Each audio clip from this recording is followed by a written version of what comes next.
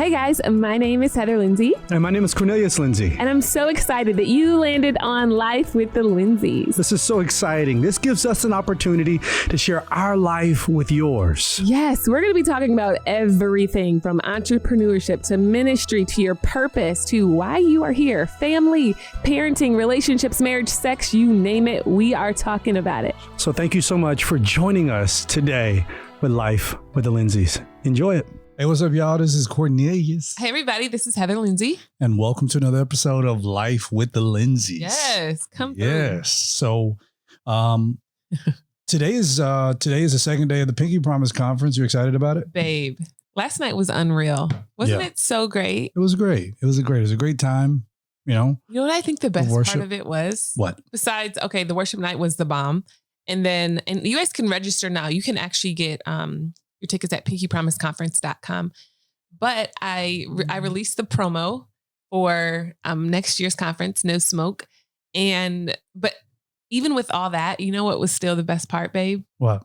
When you came up to me at bedtime and you looked at me and you said, I am so proud of you.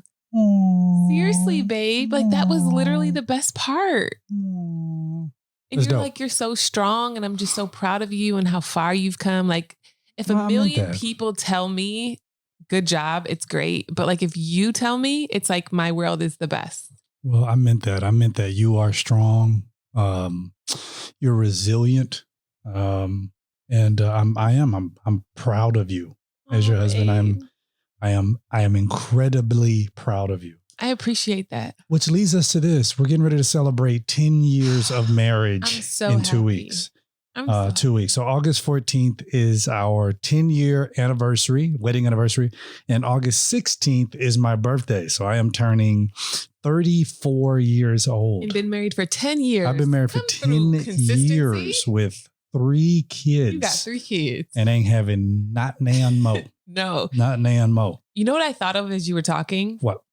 Like, so you weren't listening as I was talking because you were thinking I was talking. Yeah, no, that's not it, baby. No, shout out. You had to say what you said. You got 10. We've been married 10 years. You got 3 kids and you not having any more. Mm-hmm. Even though sometimes I look at you and I'm like, I just want one more. No, baby, we can't have. I mean, you're right. I'm tired. I'm still nursing Roman and he's 2. No judgment, you guys. Okay.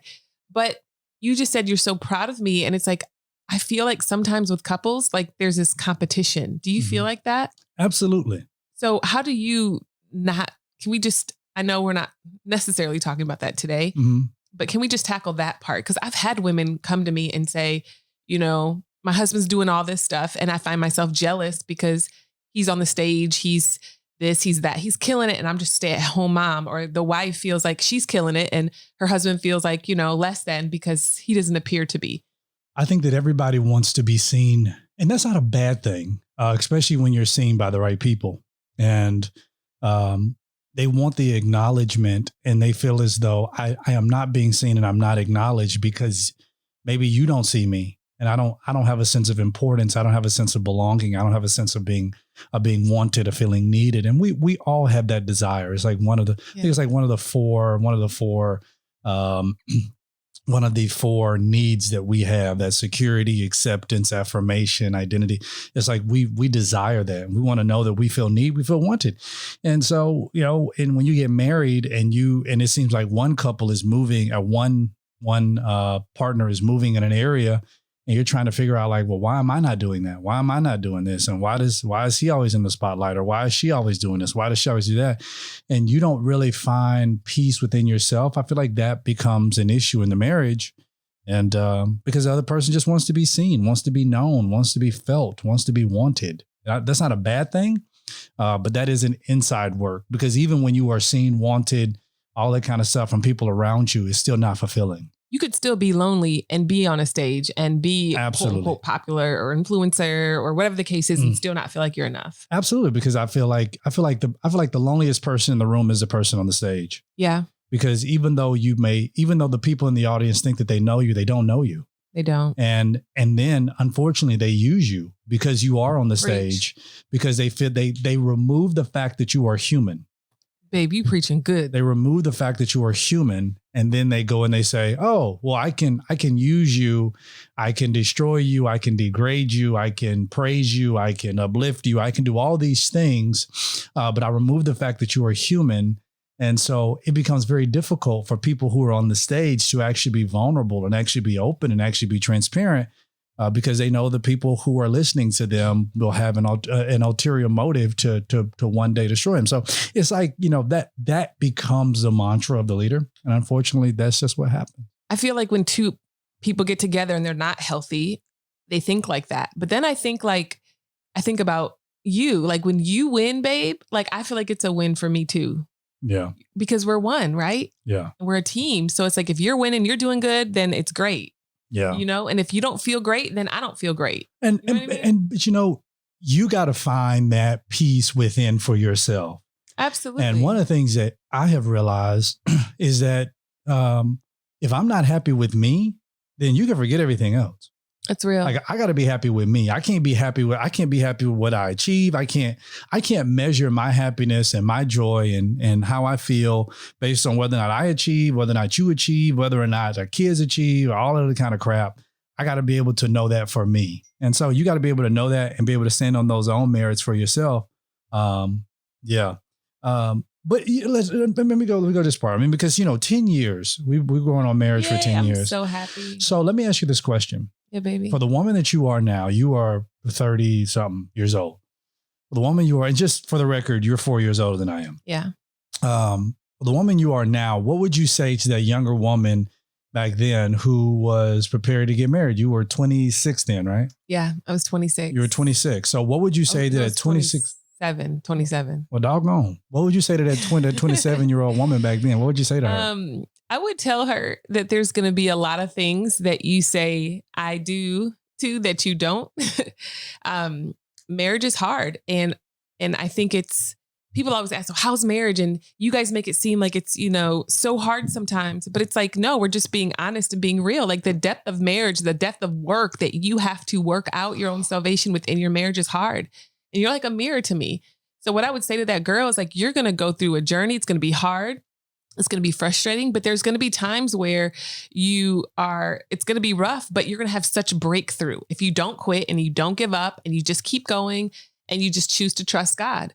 Now, I feel like when we were newly married, I had this fantasy idea that you were supposed to make me happy. Like I had this idea like, all right, we're going to skip off in the wind and just have this super happy marriage and we're not going to have any conflict. And I just picked up my idea of marriage along the way through my parents, through movies, through television, like this fantasy. And then when I got into marriage, I realized, wait, he's not matching up to my fantasy. And I looked to you to determine my happiness. Mm. And then I got really frustrated with you because I felt like you weren't meeting the expectation in my head. And then I realized that expectation will never be met in my head. Yeah. So for like newlyweds or people newly married, it's tough. It's hard, but the breakthrough you'll get if you just keep going. Like we almost quit our first year, babe. Look at our second year. And our second, right. And our third year.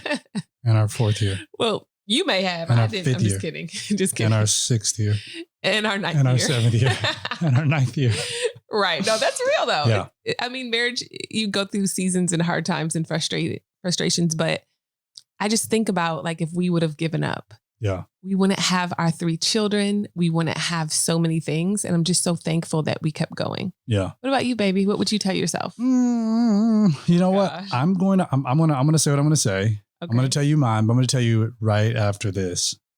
So for me, my thing I would tell myself is, have fun. Yes. Because I don't feel like I had fun. I was so serious. So here's kind of a bit of a backstory for me. From my sophomore year in high school, I have always been ambitious, super, super, super, super ambitious. And that ambition has kind of pushed me to become this guy, and it's been a lot over the years where I felt like I needed to achieve.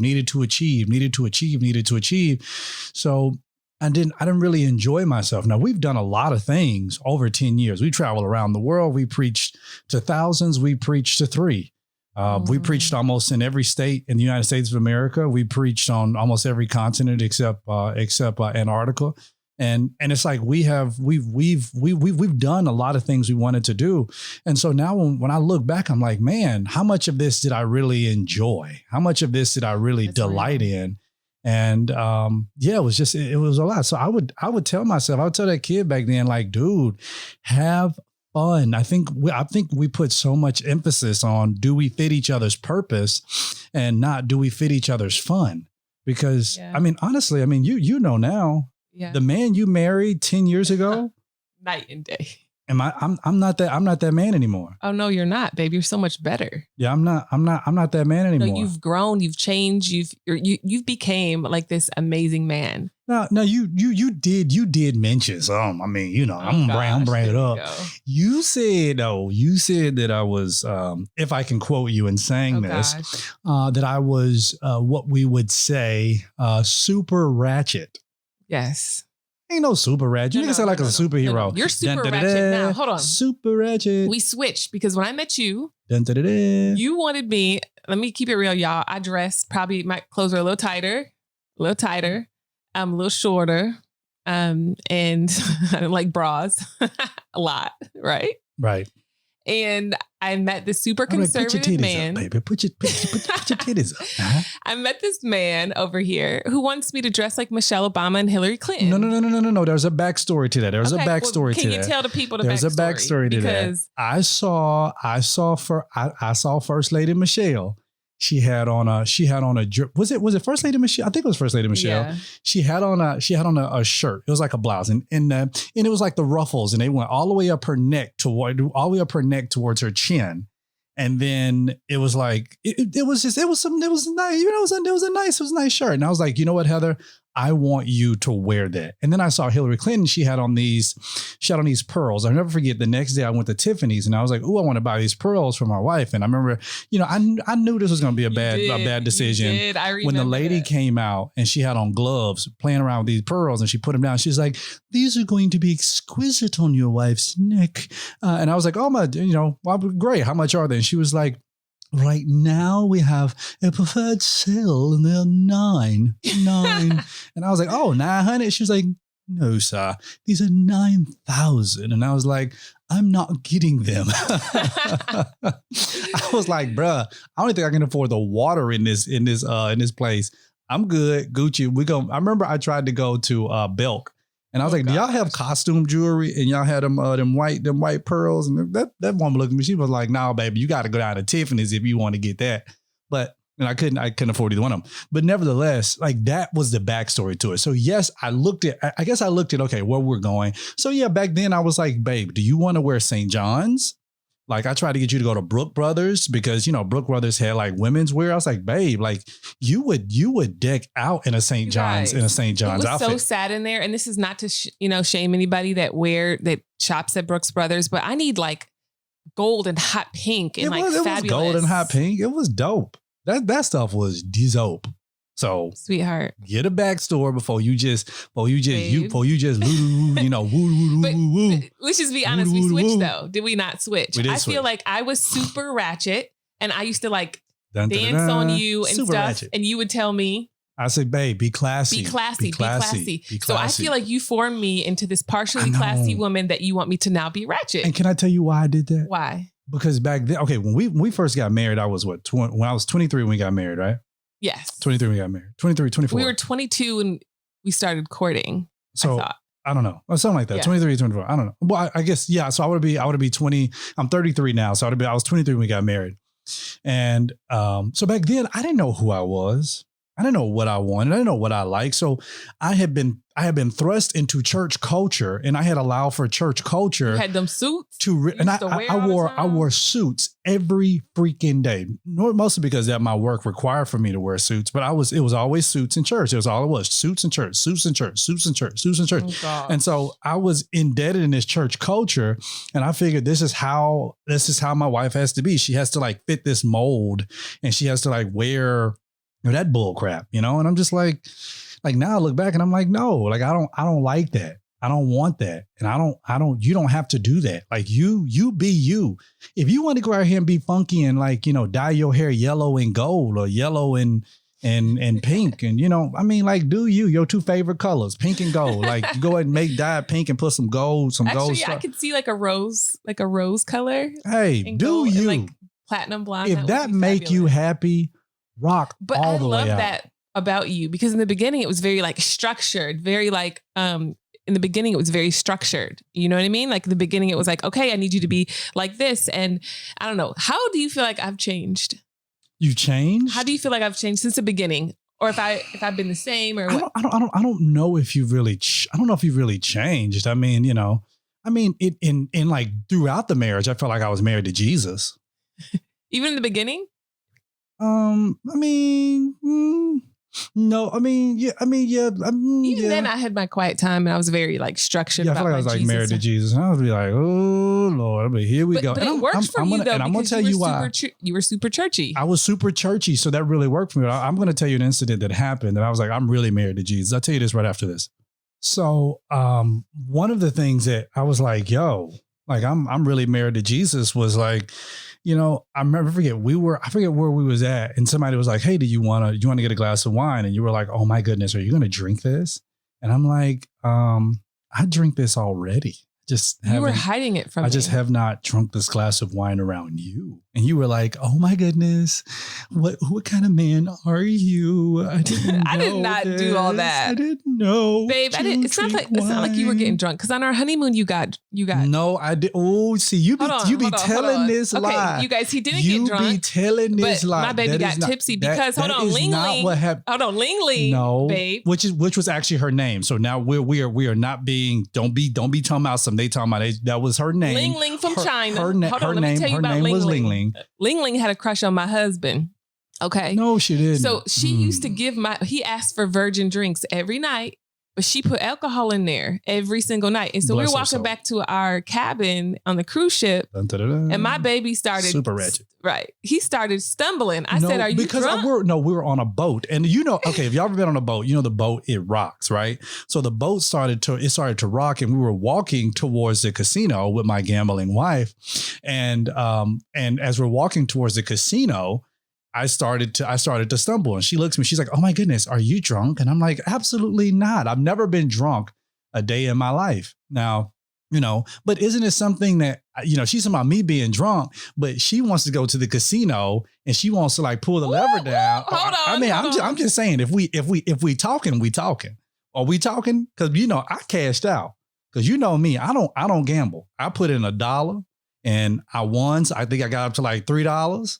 And then I lost it all. But remember, I cashed out at 25 cents because I said, I'm going home with something. So he actually really did cash out. Now, I'm the gambler between us. I cashed out at 25 cents. So I'm the gambler between us. Remember, babe? I do remember that. Actually, you don't remember this part. When in college, if it was like after finals, and I was like super stressed. So I hopped in my car. Me and the guy I was dating, I went to the casino. And I took $200 and I flipped it to $2,100. What the heck was you playing? Blackjack.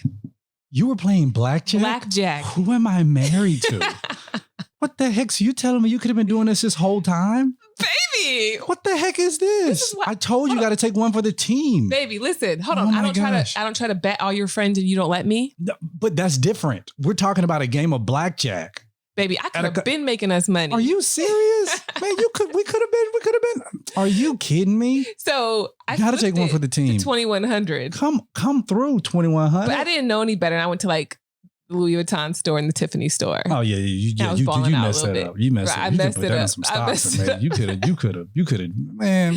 But you know what? We'll live and learn. But but I was more of a gambler person. But people might have gambling issues, so I want to make it clear it's not something that I do. I've done it a couple times in my life. Yeah, but I throughout the marriage, I did feel like sometimes like, hey, I'm married to Jesus. I'm quite sure throughout our marriage, you're probably like, hey, I'm married to the opposite side of Jesus. Who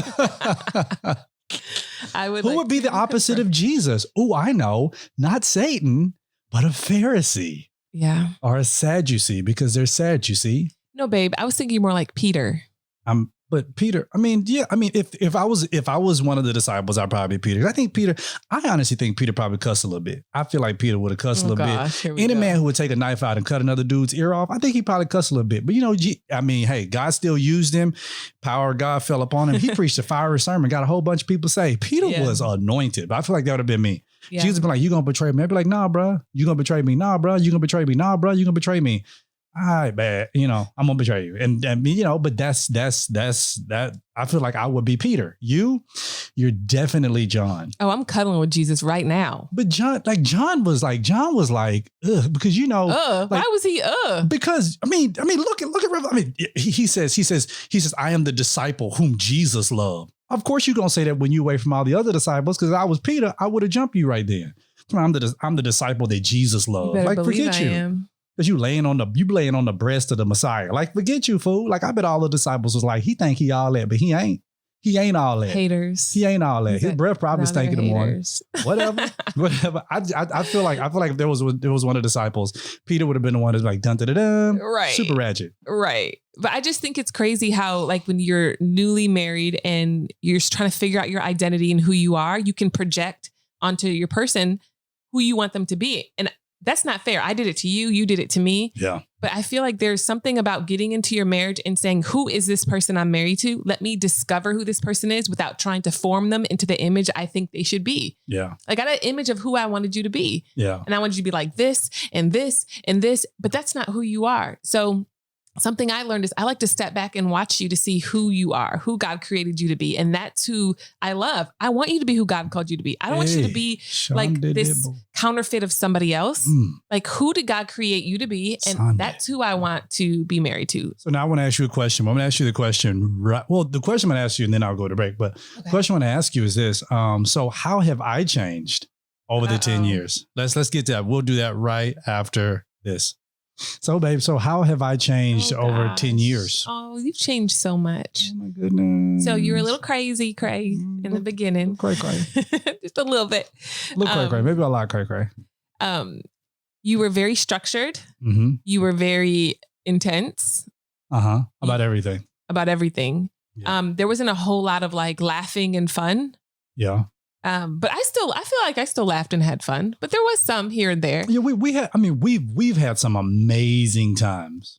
1,000%. Camelback riding in Dubai. After our first year of marriage. Oh yeah. We've had great. Like waterfalls in El Yunque in Puerto Rico. But up even El then Yunque in Puerto Rico. You fussed all the way up the mountain. Heck yeah, I fussed all the way up the mountain because I didn't realize number one, when I rented the car, I should have got the Jeep, but I didn't want to get the Jeep. So I told you to get the Jeep. You told me to get the Jeep. Everybody was like, get the Jeep. But I was like, I don't ride on no Jeep. I don't ride around in Jeep. So I got the best car they had. It was like a Chrysler 300. So y'all, I'm driving a big body Chrysler 300 up El Yunque Mountain. Of course, narrow. If you've been up El Yunque Mountain, driving up it, you already know. So when I came face to face with a bus that's coming down and I'm going up, I thought y'all gonna go because ain't no rails on this sucker. Somebody gotta go and it ain't gonna be us. So it was very tough. That was very tough. And then we got out the car after driving what I felt like an hour and a half up the mountain. Then we get out the car and we're like, well, now we got to walk to the waterfall. We walked to the waterfall. It was so fun though, babe. But you know what? You know what it got me? Was I think it was a woman. She was sitting down. She had taken her shoes off and she was massaging her feet. And she said, oh, y'all got a little ways to go. And that's when I really got upset. But we've been walking for a minute though. We've been walking for about 30 minutes. And then I was like, for real, Heather? I was like, for real? Then we got there. He was like, babe, see, relax, enjoy it. Like, this is the waterfall. And then I'm like, hold on, what we gonna do? Ain't nothing to do here. Ain't no hot dog stand. Like it ain't got no, they ain't passing around fruit. Ain't no popcorn here. What we supposed to do? And other people's in the water. And I'm like, now the water probably dirty, probably contaminated. People probably peeing in the water. Like my analytical mind goes through all of those things. So yes, it was a little tough. You know what's funny about that? Like I was about to get in the water. You're like, babe, that's a flesh-eating disease is in that water. You're going to die. Brain reducing amoeba. Like some was in that water and some was going to take us out. I was like, what are you talking about, babe? Like calm down. It's okay. It's fine. Yeah. But we've had good times. We've had Mexico, good times. We went to, it wasn't Puerto Plata. We went to, what was it? Punta de Mita. Yep. Punta del Mita, Mexico, which in my opinion gives us, it almost looks like you're in Hawaii but it's like, you're in Mexico. So it's absolutely beautiful. I mean, we've done so much together. So we've had these good moments. It's just that I never had a chance to really slow down to appreciate the moment. No, I agree. Babe. You know, and so that part. But you were so focused on vision. Now I'll tell you this. I feel like I needed that structure, and I needed that for the season of my life. Mm-hmm. Like right now, I love how free you are. Yeah. And you're like, babe, be who you are. Be who God called you to be. I feel like when we first got married, I was much more emotional. Mm-hmm. And I feel like you needed to reel me in and help me in that area and wash me with the water of the word. So I feel like in the beginning, you were a lot more structured and more intense, but I felt like I needed that structure because I was such a free bird. Babe, did I not have a new idea every 5 minutes? Yeah.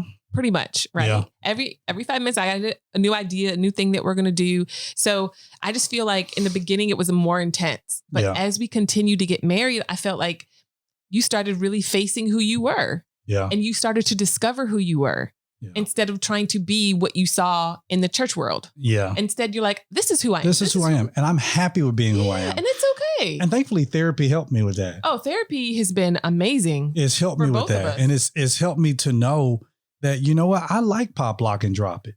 Mm-hmm. I'd like to watch you pop, lock, and drop it. No, let me tell you something. These almost 34-year-old knees, they don't pop, lock, and drop it. Like I can't believe that the same knees I have now, the same knees that I used to, do the Superman to.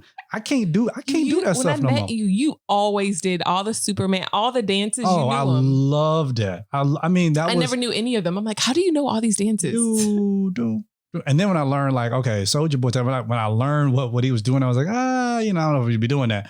But nevertheless, like these knees I got now, these knees undo them. Plus, pop, lock, and drop it. That ain't really like a dance that I would really do. I don't really pop, lock, and drop it. So I should do that dance. I mean, yeah, you can, but one thing I can't teach you how to do it. I've never known how to do it. You got to have some really good coordination, and you got to be fast. You got to be really flexible because the song is really fast. It's like, pop, lock, and drop it, pop, lock, and drop it. So you got to be able to drop it, lift it up high, then get back into your stance to pop it again. Wow. So it's like pop, lock, and drop it. Like if it was for like older people, maybe like pop, lock, and drop it. Yeah. Pop. Then it turned into like a Baptist two-step. But I need more time. Oh, God. I need more time. It's like pop, lock, and drop it. When you're in your teenage years, you can pop, lock, and drop it all day long. That's true. The older you get, the knees don't work the same. Like the songs I used to love was, shoulder lean. Let me see you bounce right to left and let your shoulder lean. Because that was easy for me. I ain't had to do much. But you liked that back then. I did. But that was the thing. I liked it.